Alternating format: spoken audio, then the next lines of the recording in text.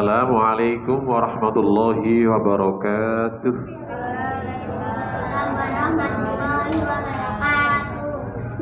Alhamdulillah wassalatu wassalamu ala Rasulillah wa ala alihi wa sahbihi wa mawala. Raditu billahi rabba wa bil islami dina wa bi Muhammadin nabiyya wa rasulah. Amma ba'du.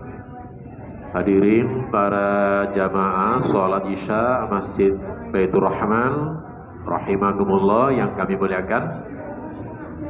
Terlebih dahulu marilah kita panjatkan puji syukur kita kehadirat Allah Subhanahu wa taala. Alhamdulillah, isya malam hari ini Allah masih selalu mencurahkan karunia nikmatnya kepada kita. Berbagai macam nikmat-nikmat Allah yang kita nikmati, kita rasakan, dan satu dari sekian nikmat-nikmat tersebut kita masih tetap dikaruniai nikmat berupa kesehatan, sehingga dengan nikmat sehat isya malam hari ini kita bisa melangkahkan kaki kita berangkat dari rumah kita masing-masing menuju rumahnya Allah, yaitu Masjid Baitur Rahman, guna memenuhi undangan atau panggilan Allah melaksanakan sholat isya berjamaah.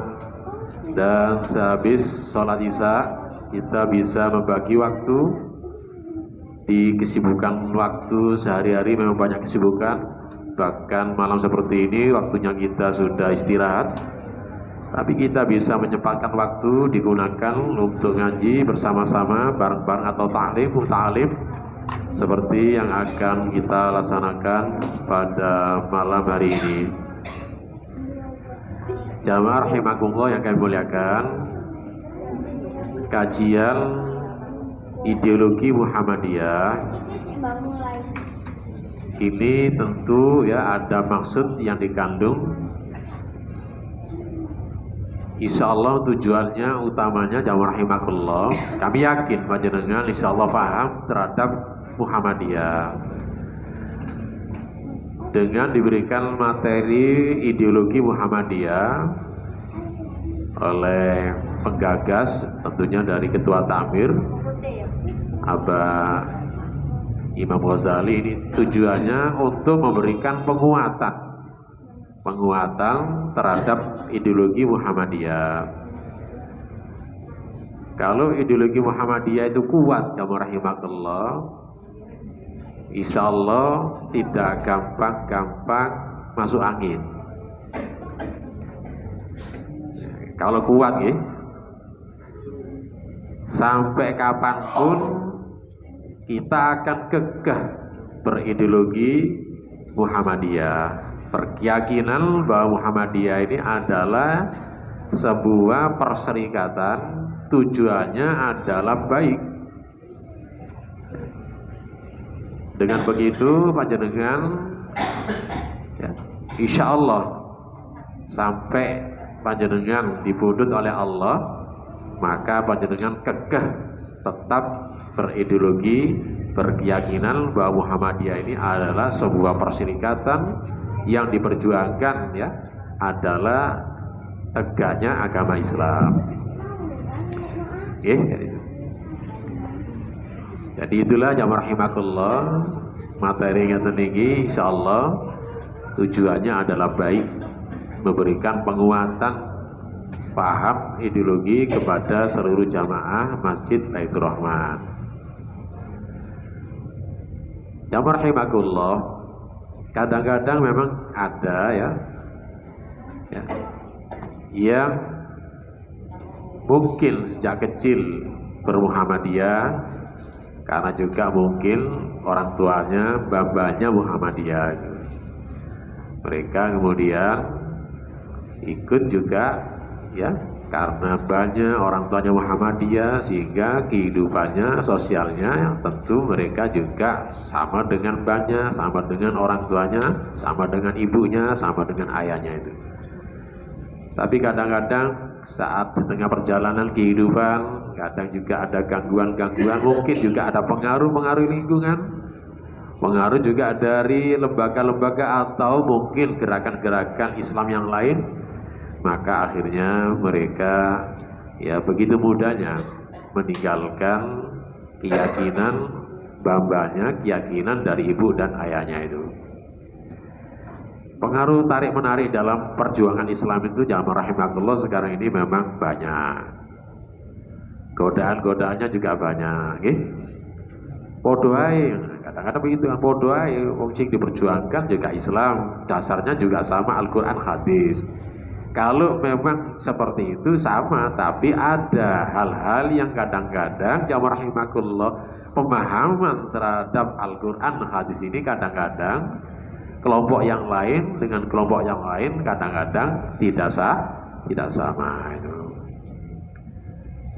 Ini yang menjadikan ya pemahaman akhirnya di dalam amaliyanya tentu di sini ada yang tidak sama itu.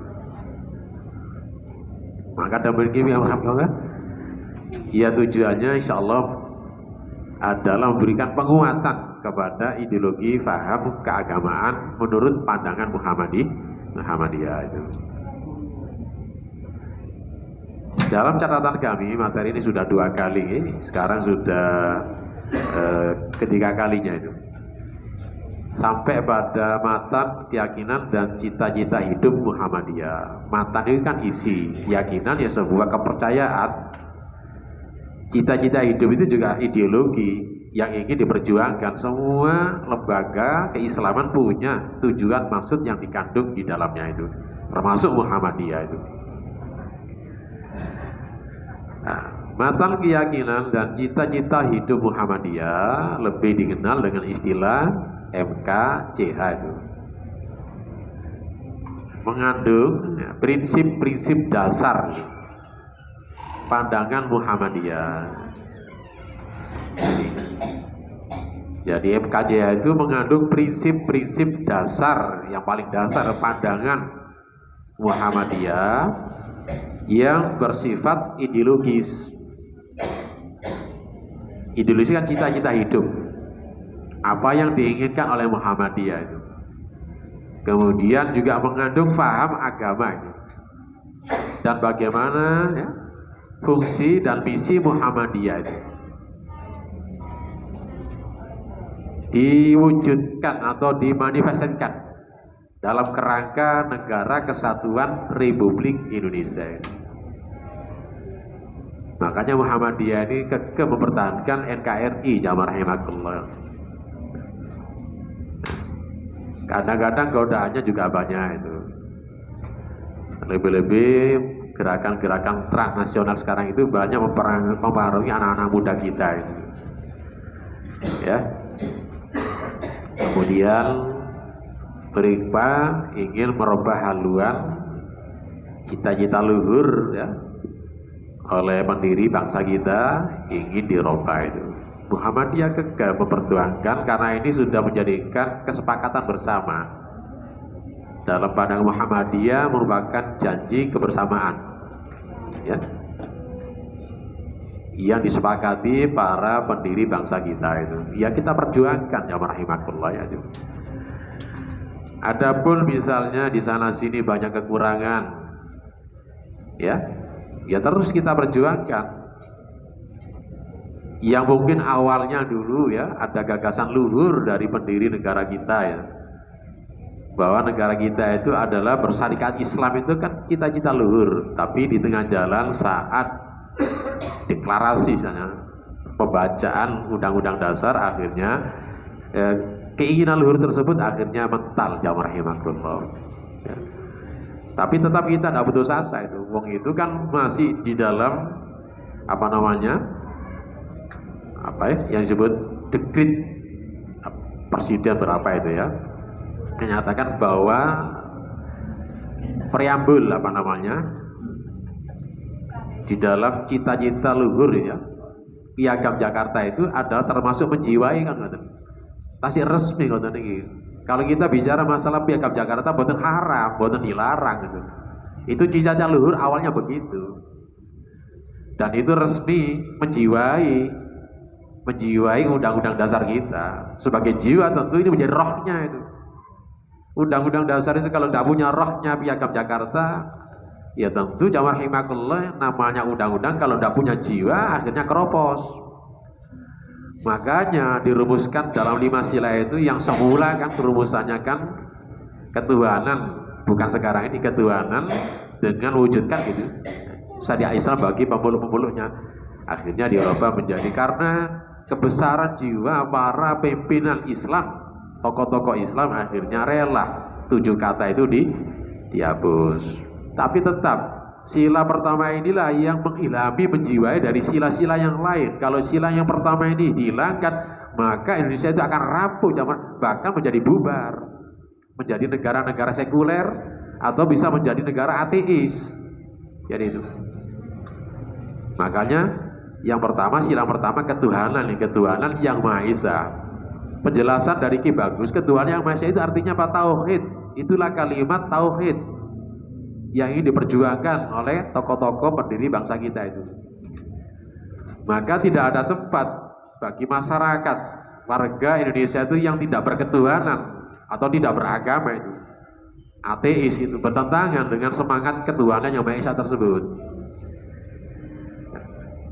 Sehingga ketika ada sebuah partai politik ya yang ideologinya jelas bertentangan dengan Pancasila, akhirnya kan kandas di tengah jalan, walaupun sempat ya mengkhianati atau pemberontakan 2 kali di Indonesia ini. Jadi yaitu partai apa nih? Partai PKI atau jadi ideologinya kan Asakop. Jadi jelas itu bertentangan dengan sila ketuhanan yang Maha Esa itu. Itulah yang ingin dipegang teguh oleh Muhammadiyah, karena ini perjanjian luhur, kesepakatan bersama itu. Ya, kita perjuangkan terus bagaimana supaya ya Islam itu bisa masuk di lembaga-lembaga, misalnya lembaga kenegaraan kita. Warnanya bagaimana? Usahakan kita berjuang terus ya dengan berbagai macam ya apa misalnya saluran-saluran, memperjuangkan bagaimana berlakunya misalnya peraturan tersebut dijiwai dengan semangat Islam. Dalam masalah-masalah dunia misalnya perbankan terus diupayakan supaya bank-bank kita itu adalah bernuansa, ada syariat Islamnya itu. Awalnya dulu kan orang-orang memang alergi itu, tapi sekarang dengan syariat Islam mereka sudah sekarang menjadi akrab itu. Oleh karena jamaah rahimakumullah, ketika pemerintah sudah menggagas misalnya ada bank yang ada syariatnya Islam, jenengan tentunya harus peduli, bersyukur dan peduli. Jangan sampai wis podo aja, jangan. Tidak sama. Ada perbedaan-perbedaan yang pokok, prinsip ya. Dalam akad-akadnya itu. Bank-bank yang konvensional, bank-bank yang umum itu dibandingkan dengan bank syariah itu. Ini yang sesungguhnya harus dipahami itu. Jadi itu. Itulah perjuangan-perjuangan melalui hal-hal yang berkaitan dengan masalah perjuangan atau berjihad di dalam masalah ekonomi itu. Dalam hal lain kita perjuangkan terus jamaah rahimakumullah. Perdata juga begitu, kita perjuangkan terus. Hal-hal yang berkaitan misalnya tentang masalah nyunseu kewarisan. Kalau masalah nikah, talak rujuk, rata-rata kita masih patuh menggunakan Undang-Undang 74 yang dikompilasi sudah ada resmi. Tapi ketika misalnya hal-hal yang berkaitan dengan waris, kadang-kadang umatnya sendiri, kadang-kadang sengketa waris, kadang-kadang mereka itu larinya itu bukan ke Islam, justru larinya ke pengadilan negeri. Ini kan heran itu.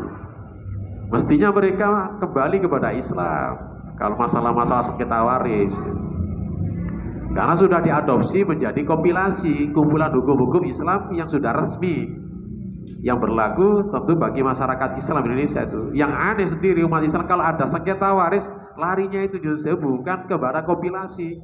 Kalau sengketanya nanti misalnya pengadilan putuskan bukan ke pengadilan agama, tapi larinya ke pengadilan negeri. Ya sudah buyar lagi. Padahal pengadilan negeri tadi itu hukumnya awal-awalnya kan memang itu peninggalan Belanda itu.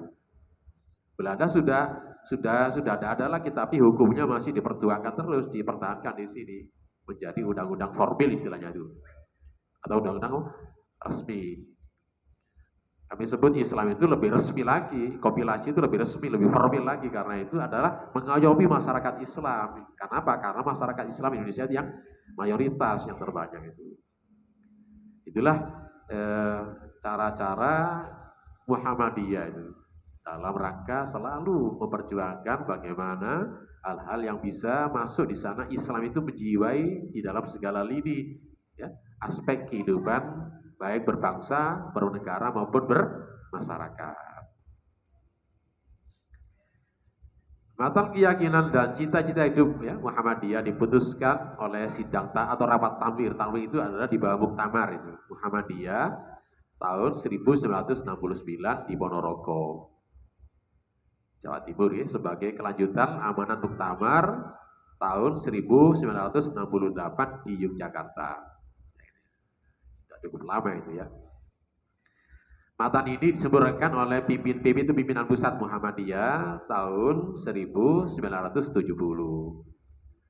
Kemudian muktamar ke-37 di Yogyakarta bertema Tajdid Muhammadiyah itu.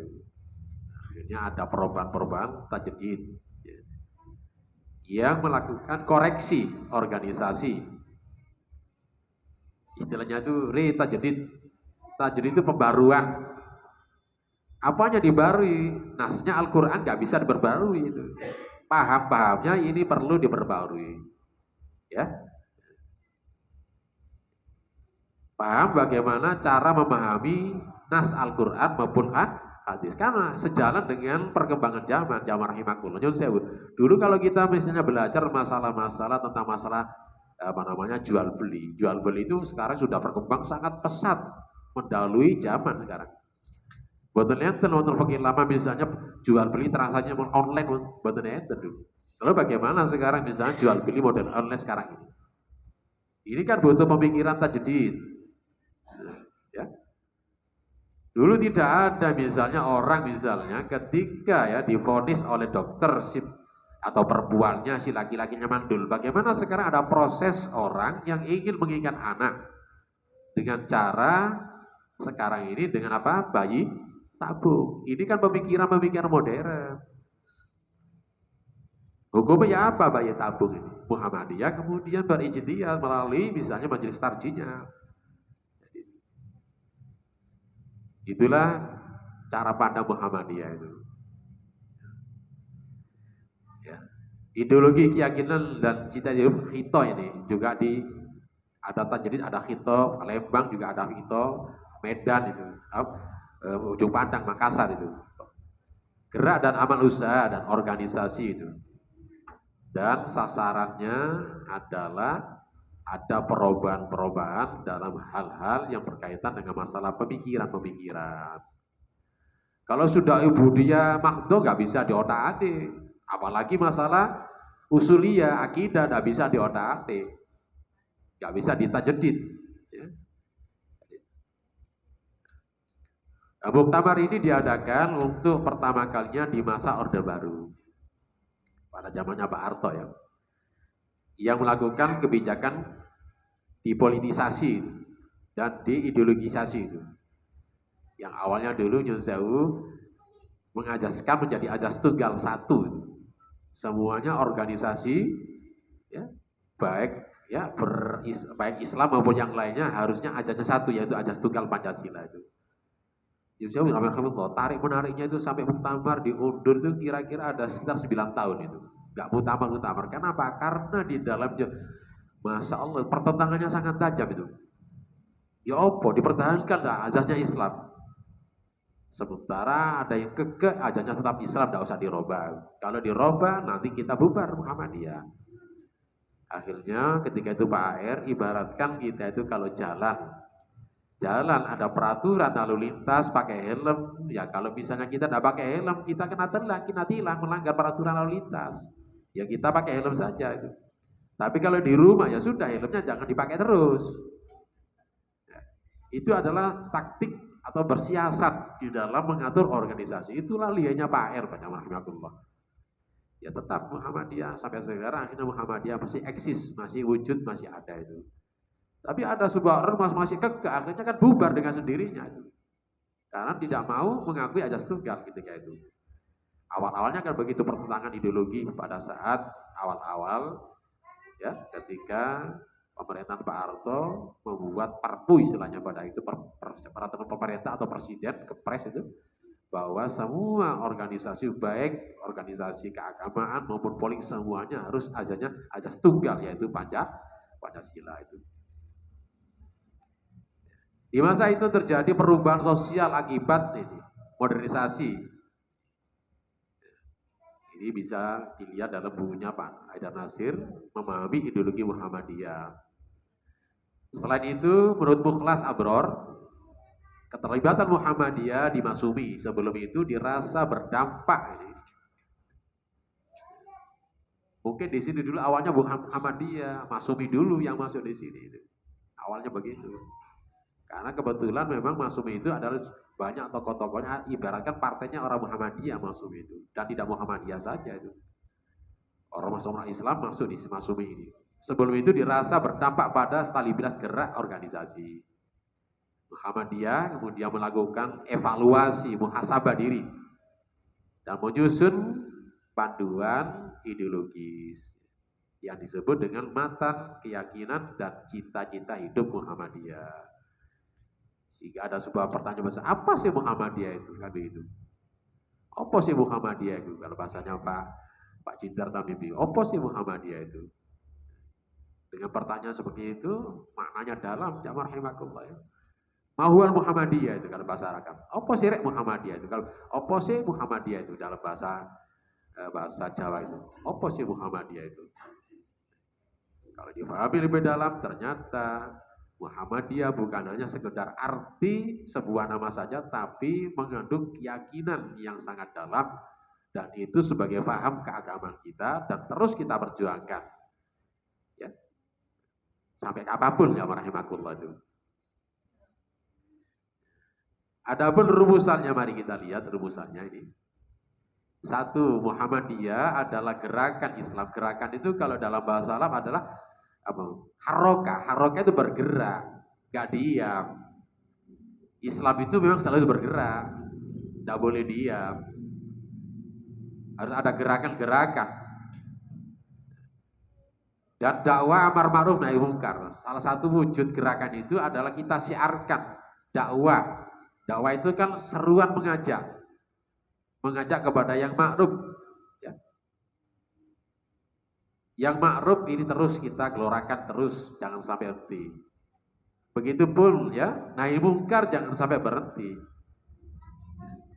Amar ma'ruf jalan, tapi kalau nahi munkar tidak berjalan, akhirnya tidak imbang. Ya rahimakumullah. Yang memang berat itu adalah nahi munkar. Menyuruh orang berbuat baik itu mungkin lebih mudah, lebih gampang. Tapi ketika kita misalnya melarang kepada orang-orang berbuat munkar, itu amat berat ya rahimakumullah. Tapi kalau amar ma'rufnya jalan, nahi munkar tidak jalan, ini akhirnya masyarakatnya timpang. Sehingga banyak orang-orang di masyarakatnya ya antara ma'ruf dan munkar itu berjalan beriringan. Si sholat yang sholat, kadang-kadang sholat, kadang-kadang juga maksiat. Nah ini. Karena kemungkaran diberikan tempat. Kalau kemungkaran bisa ditutup rapat-rapat, insya Allah orang berbuat maksiat itu akan misalnya dikurangi, diminimalisir. Tidak dilonggarkan itu.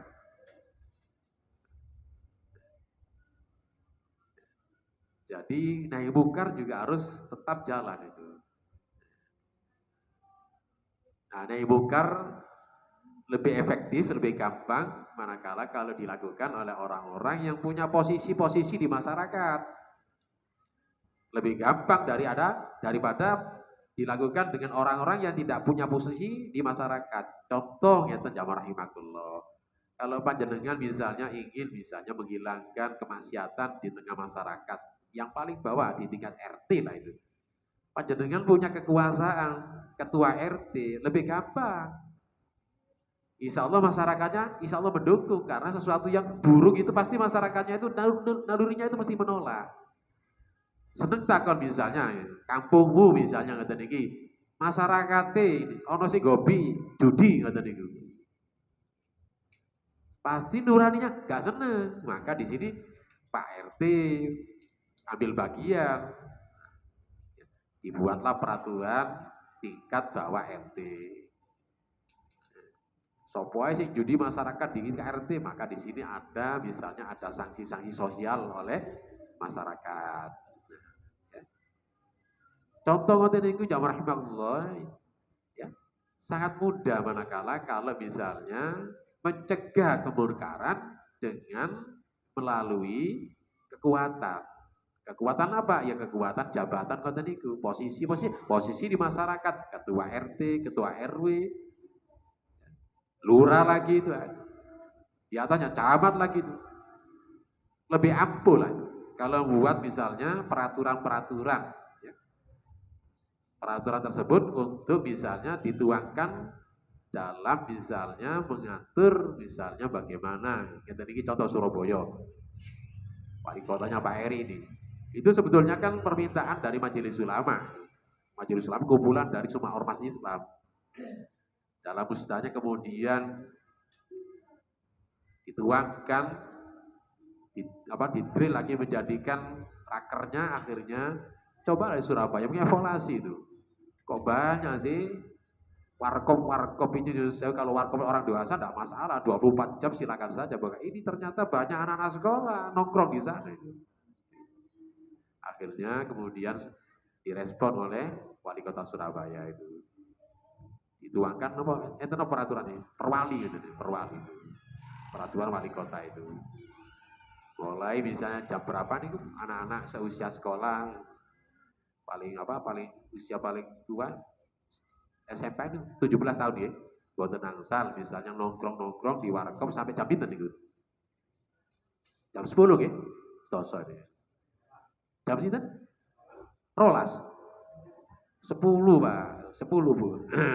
Kalau misalnya ada seusia dilihat misalnya ada anak ya usia 17 tahun si nongkrong ini misalnya di warung atau di tempat-tempat tertentu, nanti kalau misalnya ada operasi Satpol PP ditangkap gitu peraturannya. Nanti orang tuanya dipanggil. Iki anakmu lapo nih gini lapo ae. Monggo panjenengan ikut peduli ngaten niki, termasuk panjenengan ikut mendukung peraturan ngoten niku. Sae ngoten niku. Mboten dilarang karena maksudnya di dalam diktumnya dari Rakerda MUI, maksudnya itu operasional warkop dibatasi, tidak bisa. Wong itu kan orang mencari rezeki itu. Dibatasi misalnya jam 12 sudah tutup, tidak bisa itu. Iya kan? Kan itu kan orang mencari rezeki. Misalnya ada orang misalnya yang kerjanya malam hari, soboi laut atau soboi di pasar, mereka kepingin misalnya andok ning warung. Kok dibatasi? Itu kan mencari rezeki. Tetap saja 24 silakan 24 tidak ada larangan, tapi yang dibatasi di sini adalah anak-anak tertentu yang usianya usia belajar. Sampai SMA lah 17 tahun. Ojo sampai nongkrong di warung terus. Lalu bagaimana belajarnya itu? Nah, itu. Begitu ya. Itulah dalam rangka untuk mencegah masyarakat supaya tidak terjadi hal-hal yang buruk. Termasuk itu bagian kemungkaran. Lebih lagi misalnya gubernur. Contoh ya rahimakumullah di Jawa Timur ya. Secara nyata nih, tempat-tempat prostitusi, tempat-tempat orang nakal sudah tutup semuanya Jawa Timur. Itu pun perjuangannya berat sekali, terutama di Surabaya ini, karena di Surabaya ada tempatnya 7 jamaah rahimah. Yang paling berat di Doli tadi itu. Doli itu. Paling berat itu perjuangan itu. Paling berat, yang terakhir di Doli itu. Alhamdulillah ya, karena kerjasama yang bagus, dukungan semua masyarakat yang nggak mendukung memang orang-orang tertentu. Memang kalau orang berbuat baik itu mesti ada juga halangannya, tangkanya juga banyak. Terutama dari preman-preman gerbong-gerbong ngoten niku ya. Berat sekali itu. Tapi akhirnya alhamdulillah bisa ditutup ya. Nah, ini terus harus kita awasi semuanya. Karena juga nyonsewu tempat-tempat kadang-kadang yang di sana ditutup, ternyata mereka juga liar. Liar di mana? Di tempat-tempat, misalnya tempat-tempat yang tidak disentuh oleh keamanan kota itu. Tempat misalnya apa? Di tempat-tempat yang sewu. Di tempat apa? Ya di tempat apa? Di rumah susun apa kata niku? Rumah susun kata niku. apartemen itu kan punya keamanan sendiri sehingga tidak bisa menjaga ke sana itu. Nah, kalau di sana misalnya terjadi hal-hal misalnya prostitusi gelap di sana kan nggak bisa dijangkau. Itulah sulitnya Jawa rahimahullah. Kota begitu besar yang ramai seperti ini dan penduduknya berbagai macam. Tapi tetap itu kontrol masyarakat yang sangat dibutuhkan. Jarannya tadi ke Jawa rahimahullah nggak kurang-kurang usulan dari majelis ulama itu. Ya. Operasional harus diawasi terus ya itu.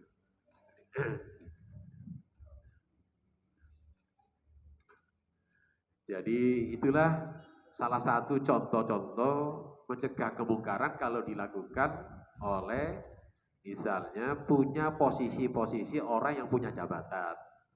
Presiden loh lebih ampuh lagi presiden. Di atasnya ya, negara, pokoknya negara itu ya presiden itu membuat peraturan-peraturan ampuh itu. Itulah Muhammadiyah senantiasa begitu. Berakidah Islam, akidah Islam. Ini nggak bisa ditawar-tawar lagi. Akidahnya kita harus Islam. Dan bersumber pada Al-Quran dan As-Sunnah itu. Al-Quran dan Sunnah. Dan pemahamannya, kadang pemahamannya beda dengan lembaga atau organisasi atau perserikatan yang lain, ormas yang lain.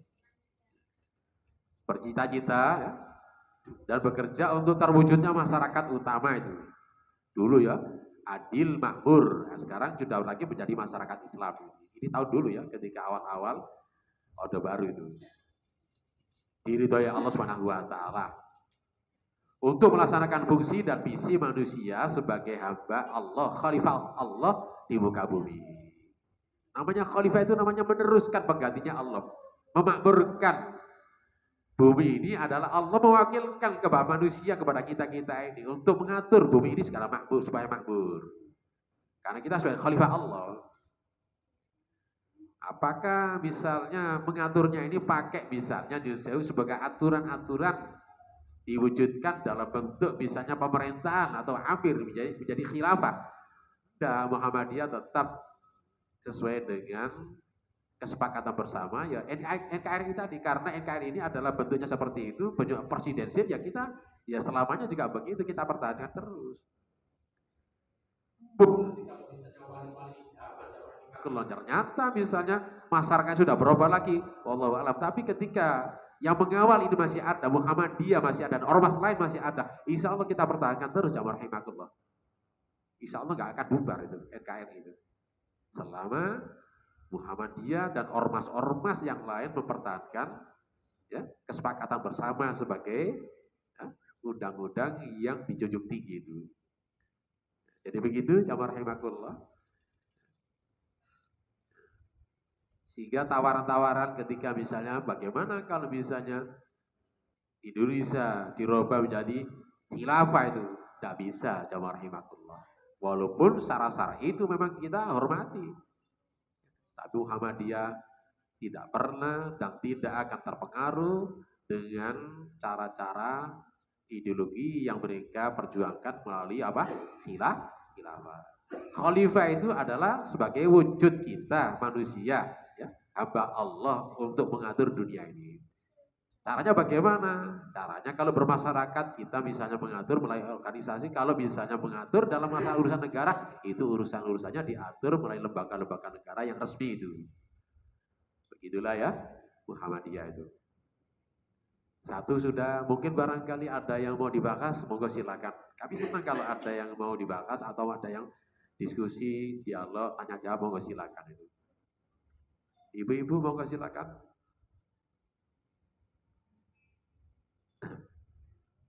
Bapak-bapak silakan.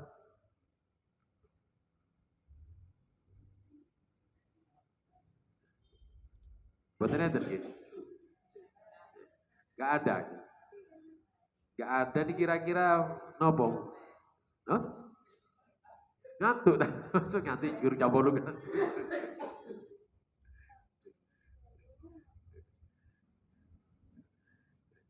Baik, kita lanjutkan yang kedua ini. Sampai jam 8 malam gitu. Dua itu. Isinya diantaranya Muhammadiyah ya. Berkeyakinan bahwa Islam adalah agama Allah. Agama Allah Islam. Jadi inna dina indallahi Islam. Bahkan wa may yabtaghi ghaira islami dina fala yuqbala fa huwa fil akhirati minal khasirin. Jadi agama di sisi Allah itu ya Islam, agama Islam itu agamanya Allah. Dan siapa saja yang beragama memeluk agama selain Islam maka tidak diterima oleh Allah. Ya sia-sia, ya percuma. Nanti di akhirat akibatnya dia merugi, bukan orang yang beruntung. Islam yang diyakini oleh Muhammadiyah adalah Rasul yang pertama itulah yang mengajak Islam. Siapa? Sejak Nabi Adam. Kalau ditanya agama Nabi Adam, ya Islam. Agamanya Nabi Nuh, ya Islam, sama itu. Nabi Ibrahim juga agama Islam. Cuma orang-orang Yahudi mengatakan Ibrahim itu adalah agamanya sama dengan mereka. Maka dibantah oleh maka Ibrahim Yahudiyah itu, warna Nasrani kan itu. Nabi Ibrahim bukan agama Yahudi, bukan Nasrani. Ibrahim agama Islam, termasuk Nabi Musa juga begitu. Yang membawa wahyu dari Allah, kitabnya nopo Nabi Musa itu. Nopo? Kitabnya Nabi Musa nopo itu? Taurat. Nabi Isa agamanya apa Nabi Isa? Yesus agamanya, kalau Isa itu kan namanya lagi, kalau mereka kan namanya bukan Isa, Yesus. Yesus agamanya apa? Islam. Isa itu agamanya Islam. Kitab sucinya apa niku? Injil. Kalau Injil yang asli sama dengan Al-Quran. Taurat yang asli sama dengan Al-Quran. Semua kitab-kitab suhuf ya, Ibrahim itu sama dengan Al-Quran. Tidak ada pertentangan sama sekali. Terutama masalah-masalah usuliyah, masalah pokok yaitu masalah keyakinan, masalah akidah. Kalau masalah-masalah syariat mungkin ada perbedaan, tapi tidak tajam. Ya. Tapi semuanya nabi-nabi itu adalah penyembah kepada Allah. Nabi Isa juga sholat, zakat juga sama. Sholatnya bagaimana? Sembahyangnya sama kepada Allah. Cuma mungkin beda. Rokaatnya, sujud rukunnya mungkin sedikit berbeda. Itu adalah syariat, masalah-masalah furu'iyah. Usuliyahnya sama. Ibrahim juga sama, maka yang banyak ya, yang dilestarikan oleh Rasulullah itu adalah ibadah ritual Nabi Ibrahim, terutama masalah haji dan kurban.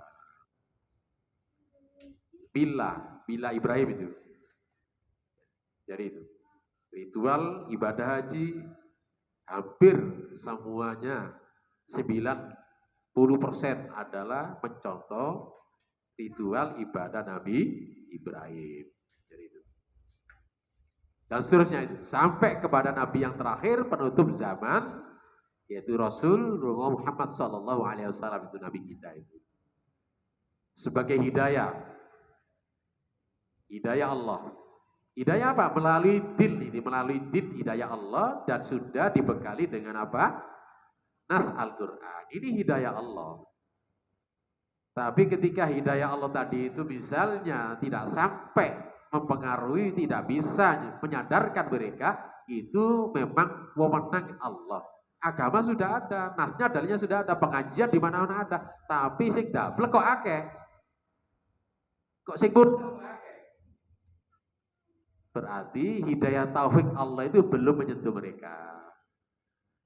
Agama sudah ada, petunjuk Al-Quran sudah ada, diturunkan. Tapi kenapa orang itu nyusahu sing double kok oke? Ya sing mokok kok akeh. Sing nakal kok akeh. Hidayah taufik belum menyentuh mereka.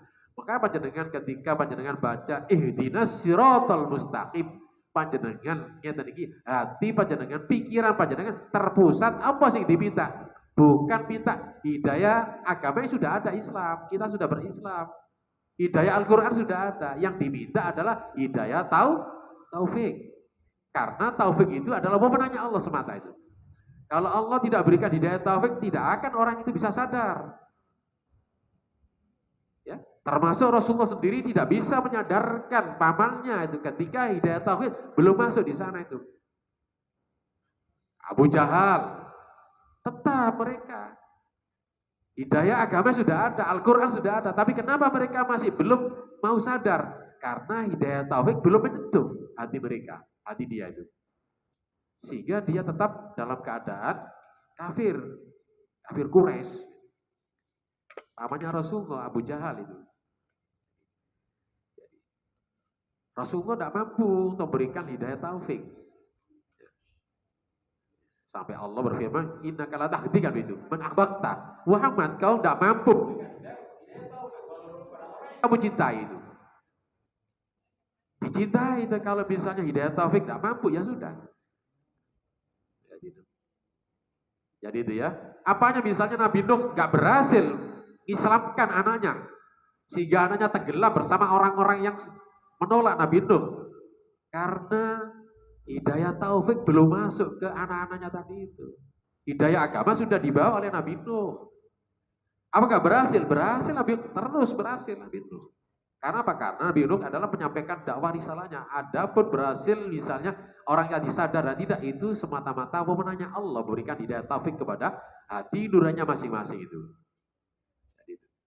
Panjenengan yang saya pun kurang-kurang, pun kapok-kapok, pun bosan-bosan panjenengan selalu yang mengajak orang dan selalu ikhtiar melalui doa demi doa. Berhasil dan tidaknya hasil akhirnya sudah pasrahkan tawakal kepada Allah Subhanahu wa Ta'ala. Tapi panjenengan pun putus asa itu. Ya. Karena panjenengan barangkali nanti ketika nyusewu orang tadi itu tersentuh saat-saat ada hal peristiwa yang saat-saat mereka itu bisa menyadarkan. Ada peristiwa banyak yang ya, kalau kita lihat contoh-contoh konten itu, baru tersadarkan ketika mereka melihat sesuatu yang kadang-kadang mereka dalam keadaan kepepet konten itu. Akhirnya mereka sadar. Sama Musa juga, Musa menyadarkan Fir'aun itu kan gak kurang-kurang gitu. Dengan hidayah agama. Tapi Fir'aun gak berhasil diislamkan oleh Nabi Musa. Baru saat kepepet, tapi kepepetnya itu sudah kasep. Ajal sudah di sini itu mau arahnya mau mati itu, nggak bisa itu. Kasep kata bahasa Jawa itu, wis nggak bisa itu. Fir'aun itu. Tapi ngakui risalahnya Musa itu ternyata Musa kalau bahasa Musa itu bener nabi sing dibayar ajaran bener, tapi kasep Fir'aun tadi. Telat itu. Makanya kata Rasulullah ketika orang sadar saat nazak atau niku boten saged itu. Ada lagi ketika misalnya ada orang tobat saat matahari terbit dari barat, loh. Sudah selesai risalah itu. Wis mau kiamat kok tobat, boten saged. Ya. Jadi Allah menerima tobat ketika arwah itu belum sampai kata masih belum apa? Masih belum sampai diri maksudnya di tenggorokan kita. Artinya ada kesadaran. Maka panjenengan yusewu, panjenengan pun bosan-bosan kita menyenangkan misalnya nunggoi tiang sakit nazak ketika misalnya dia sadar bimbing dengan kalimat tauhid la ilaha illallah pun Allah boten itu boten bener mentalkin dengan Allah boten perintah itu mentalkin dengan kalimat tauhid la ilaha illallah ingatan lakinu kan lakinu mau tanggung dengan apa kalimatnya boten Allah boten Yasin buatan Al-Fatihah dengan apa? Kalimat tauhid la ilaha illallah. Ketika sudah selesai ya sudah, pun dibimbing lagi selesai itu. Maka ketika dia wafat, insya Allah wafatnya dalam keadaan husnul.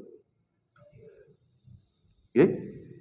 Pentingnya kata ini panjenengan menjenguk orang yang sudah sangat parah sakitnya sakatul maut. Ya. Penting untuk ditunggu terus dibimbing dengan kalimat tauhid la ilaha illallah. Pun sering-sering. Pokoknya terakhirnya pun kayak kasong ngomong aneh, ya sudah, pun diajari lagi itu. Cukup dengan kalimat la ilaha illallah.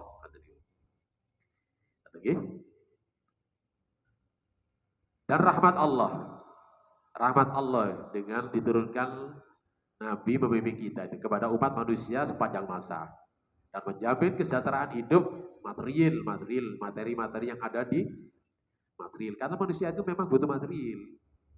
Material karena manusia itu manusia terdiri materi. Butuh panjenengan hidup di dunia. Dan spiritual ini justru lebih penting lagi. Dan nilai yang bisa mendatangkan kebahagiaan. Kalau spiritual boten saged dirasakan karena kebahagiaan boten saged dirasakan. Maksudnya dirasakan dengan lidah itu. Material bisa dirasakan dengan lidah. Yang merasakan kebahagiaan spiritual itu adalah jiwa kita. Panjenengan kalau misalnya ibadah merasa nikmat, berarti panjenengan ngoten niku adalah merasakan kenikmatan spiritual ibadah. Ngoten niku.